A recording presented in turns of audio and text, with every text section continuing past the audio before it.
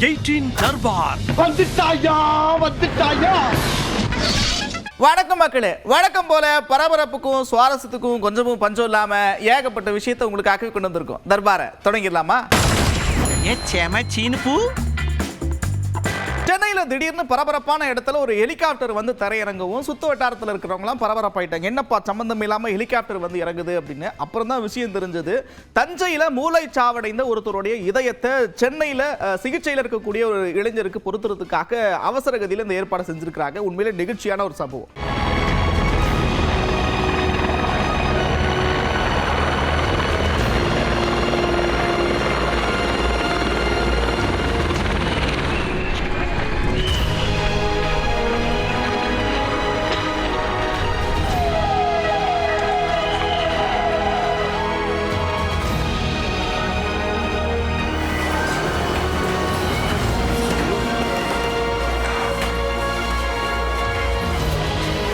அப்புறம் பாருங்க, நீங்க எத்தனை கம்பெனி வேணா ஆரம்பிங்க, நாங்க இந்த பக்கம் ஒரு ஸ்டிக்கரை ஒட்டிப்போம், பின்னாடி ஒரு ஸ்டிக்கர் ஒட்டிப்போம், இன்னும் இந்த பக்கம்லாம் இடம் இருக்கு, அடுத்து 3ஆவதா 4ஆவதா அந்த பக்கமும் ஒட்டிப்போம் அப்படின்ற மாதிரி ஒரு இளைஞர் நூதன முறையில் தொழில் பண்ணிக்கிட்டு இருக்கிறார்.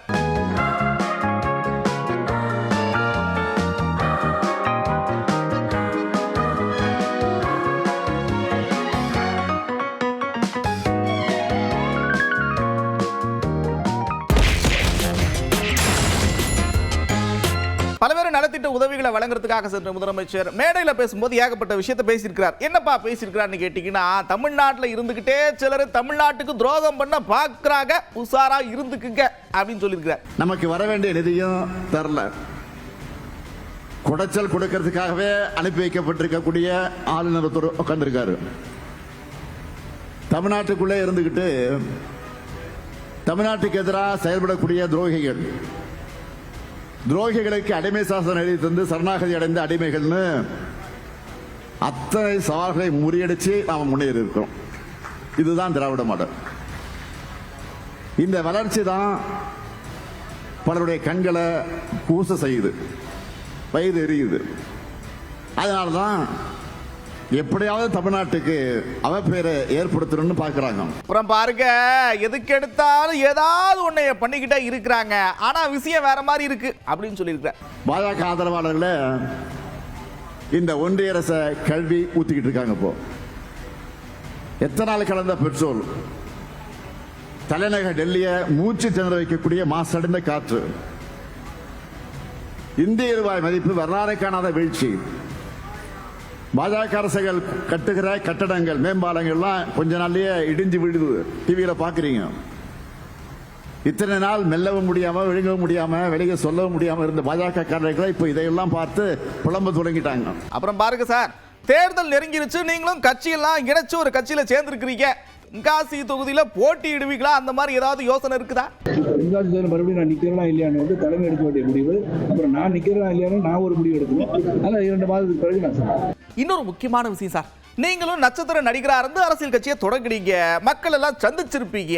அப்போ உங்களுக்கு கூட்டம்லாம் எப்படி கூடி இருக்குன்னு எனக்கு விவரம் தெரியல. அப்ப நீங்களே சொல்லுங்க, அப்போ இந்த காலத்துல எப்படிலாம் இருந்துச்சு உங்களுக்கு வரவேற்பு?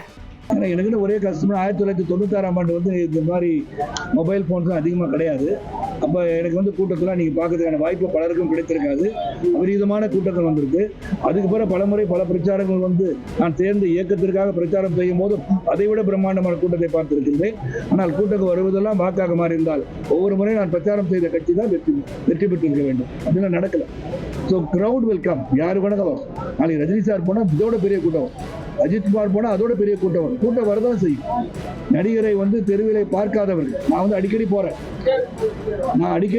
என்னைக்கே பார்க்க இவ்வளவு பெரிய கூட்டம் வந்துச்சுன்னா, என்றுமே மக்களை சந்திக்காதவர்கள் செல்லும் போது எவ்வளவு பெரிய கூட்டம் வரும்? அது கூட்டம் வருது, நியாயம் தானே. அது கூட்டம் வராட்டி தான் அவர் கவலை பண்றோம்.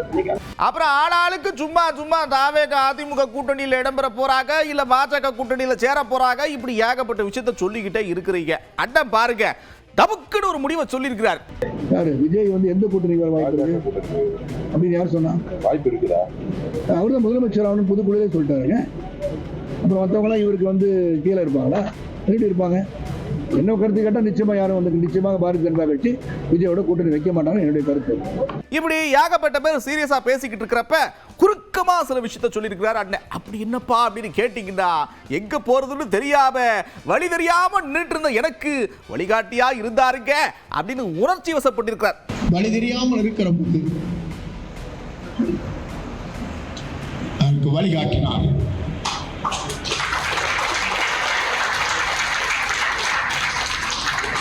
நான் இன்றைக்கு சொல்கிறேன், என் ஓடுகிற ஒவ்வொரு ரத்தமும் அவருக்காகத்தான் புரியும்.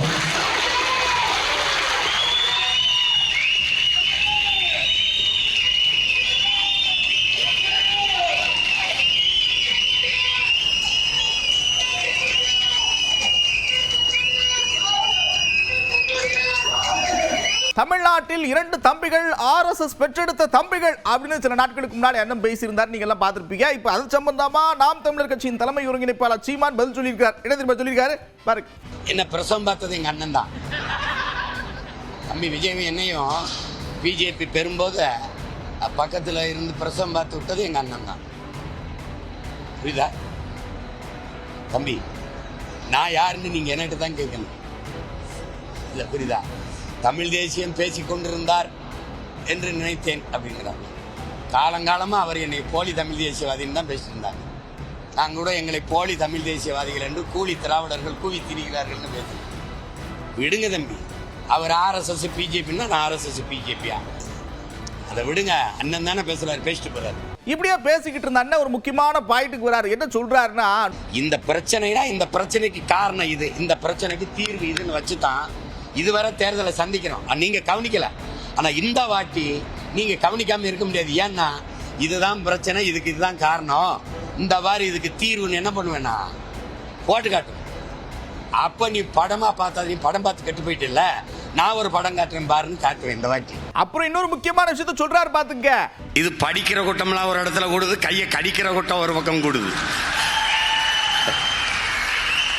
அது சொன்னா கோச்சுக்கிறாங்க. என்னங்க நாங்க அணில் தானங்க, நாங்க காயை கடிச்சோம் கனியை கடிச்சோம், அப்போல்லாம் பேசாம இருந்தீங்க, கையை கடிச்சோன்னு கத்திரிலேங்கிறான்.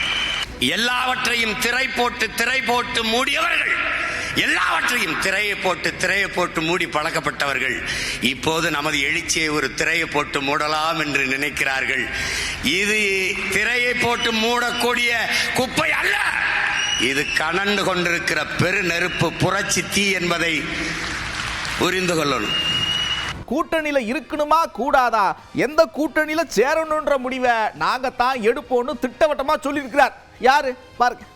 அப்படிதான் NDAல இருந்து அண்ணன் OPS வந்து அவர் வெளியேறி பல மாதங்கள் கழித்து தான் நாங்க முடிவெடுத்து வந்தோம். அதனால அம்மா மக்கள் முன்னேற்ற கழகம் எப்பொழுது முடிவெடுக்க வேண்டும் என்பதை நாங்கள் தான் முடிவு செய்வோம்.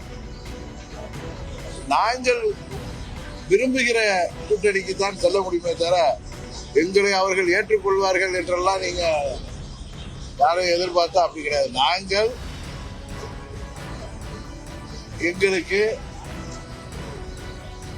எங்களது தகுதியான வேட்பாளர்களுக்கு தேர்தலில் போட்டியிட வாய்ப்பளிக்கின்ற கூட்டணிக்குத்தான் நாங்கள் செல்ல இருக்கிறோம். அப்புறம் ரொம்ப முக்கியமான விஷயத்துக்கு பதில் சொல்லியிருக்காரு பாத்துங்க. திமுக கூட்டணி இருக்கு, ஏற்கனவே அவங்க 7-8 வருஷமா இருக்கிற கூட்டணி தான். அங்க தொகுதி பங்கீடு எல்லாம் முடிஞ்சு சுமூகமா அறிவிச்சிட்டாங்களா?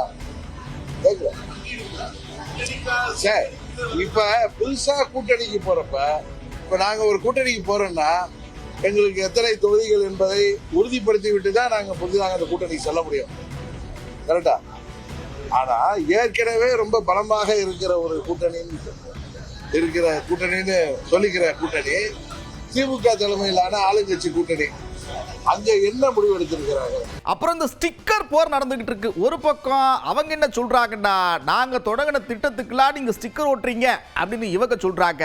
இன்னொரு பக்கம் உங்க ஸ்டிக்கர் ஓட்டுற திறமையை பத்தி எங்களுக்கு தெரியாதா அப்படின்னு இவங்க பதிலடி கொடுக்குறாங்க. இல்லைங்க, ஸ்டிக்கர் ஓட்டுனவங்க யாரு அப்படின்னு நமக்கு நல்லா தெரியும். நான் உலகம் முழுவதும் ஸ்டிக்கர் ஒட்டி பெருமை பெற்றவர் தான் திரு எடப்பாடி பழனிசாமி அவர்கள். முதலமைச்சருக்கு இருக்கக்கூடிய வேலை பளுவில் இவரோடெல்லாம் விவாதிச்சுட்டு இருக்க முடியாது. கட்சியில எத்தனையோ பேர் இருக்காங்க, யார் வேணாலும் அவரோட விவாதிக்க தயாராக இருப்பார்கள். அவங்களோட விவாதிக்கட்டும். அதெல்லாம் தாண்டி சில கேள்விகள் இருந்தால் முதலமைச்சர் நிச்சயமாக பதில் அளிப்பார். இந்த லோடு வண்டி வச்சிருக்கிறவங்க எல்லாம் அந்த டயர் எந்த அளவுக்கு தாங்கும், எத்தனை கிலோமீட்டர் ஓடும், எப்போ மாற்றணும், இந்த மாதிரி விஷயங்கள்லாம் நிச்சயமாக உங்களுக்கு தெரிஞ்சிருக்கும். அதில் இன்னும் கொஞ்சம் கூடுதல் கவனத்தை செலுத்துங்க. இப்படித்தான் பாருங்க, ஒரு லோடு வண்டி டயர் வெடிச்சு போய் விபத்தில் சிக்கியிருக்கு.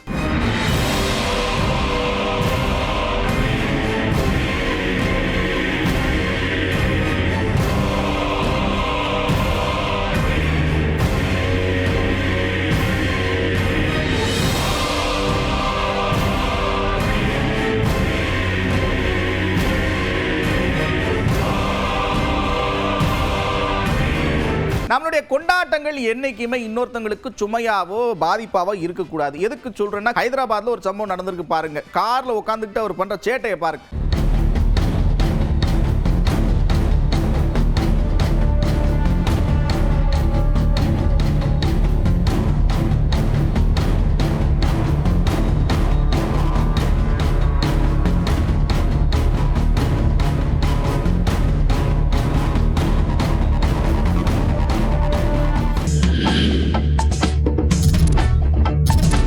அப்புறம் பாருங்க, இந்த காட்சிகளை பார்த்துட்டு நிறைய பேர் எப்பா ஏஐ வீடியோ தானே, நாங்கள் எத்தனை முறை கொடைக்கானலுக்கு போயிருக்கோம், இப்படிலாங்க இல்லவே இல்லைன்னு சில பேர் பேசிக்கிட்டு இருக்கிறீங்க. அப்படி இல்லைங்க, மலைகளின் இளவரசு என்னைக்குமே அழகுதான். இன்னைக்கு இன்னும் கூடுதல் அழகா இருக்கு பாருங்க.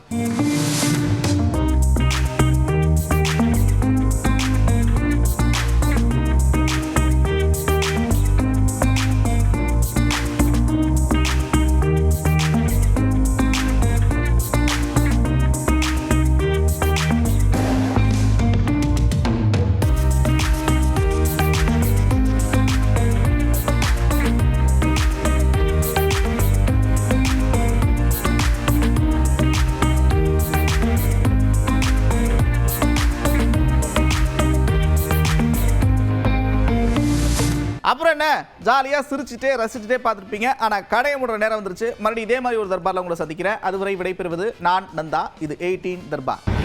18 தர்பார் வந்துட்டாயா வந்துட்டாயா.